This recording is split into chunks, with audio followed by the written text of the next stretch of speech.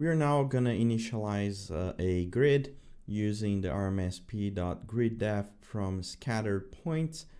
We have covered this function also in the introduction to RMSP series, and we also covered other ways of initializing a grid.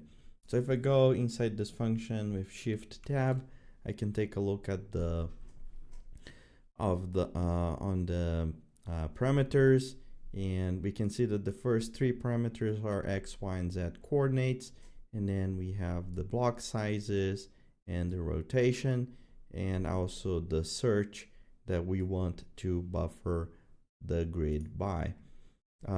We don't need to actually provide all the coordinates. We can just provide the composites, and we just need to specify the other parameters. Run that cell.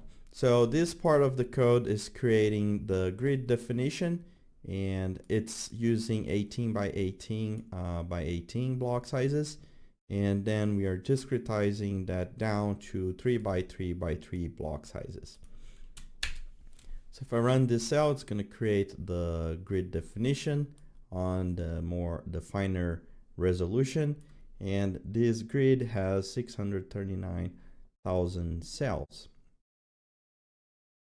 We have created the grid definition, but that cannot hold data. So in order to create a grid that can hold data, like variables, we need to specify a grid data. So in order to create a grid data from a grid definition, it's super simple. We just need the RMSP.grid data, and we need to specify the grid definition.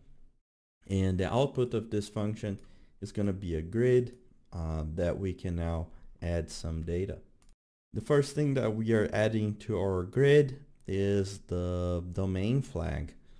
So the same way we did for the composites, we can do for the grid. So that is shell.contains and then our grid, and we convert that to integers. So it's a 0 and 1 code, and assign that to the domain column. If we run this cell, we can now see the output of the flagging, meaning that 18% of our grid is flagged as inside the domain. We can go ahead and check a cross section. So parameter file comes up again. So let's open that. Within this parameter file, this is very common. If we have sections that we are looking at many times and we want to see consistent sections throughout our workflow, what we can do is to specify the parameters for the cross sections in our parameter file. So we always plot the same section. So in this case, it's just a plan view section. So it just needs a coordinate in the elevation. So this is 190 elevation that has been specified in the parameter file. So I load that in my script, and I can now use it to generate a section plot. So my section plot in this case starts with the expiration composites, which we are labeling as such. And also the expiration composites, we are using a tolerance of 5 meters. So 5 meters above that elevation and 5 meters below, we are going to include all the expiration data. And we are also specifying the size of the markers and the color of the edges of the markers for the expiration data.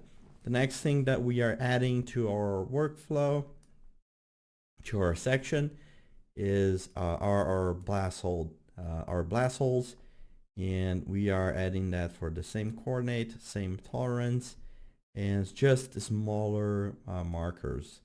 And the next element is our grid. We are creating a slice over our grid, and in this case it's just for the domains, the flagged domains.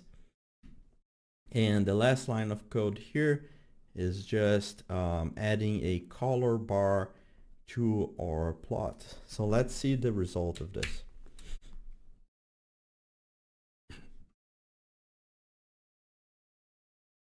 Note that the coloring for the domains is coming from what's being specified in our parameter file. The coloring for gold is what's being specified for gold in our parameter file. And the color bar that we are adding to the bottom is done by this function, because the original section plot is just adding the gold, which is the color bar on the right side. So here we can visualize all the grid cells that have been initialized and also the domain flagging.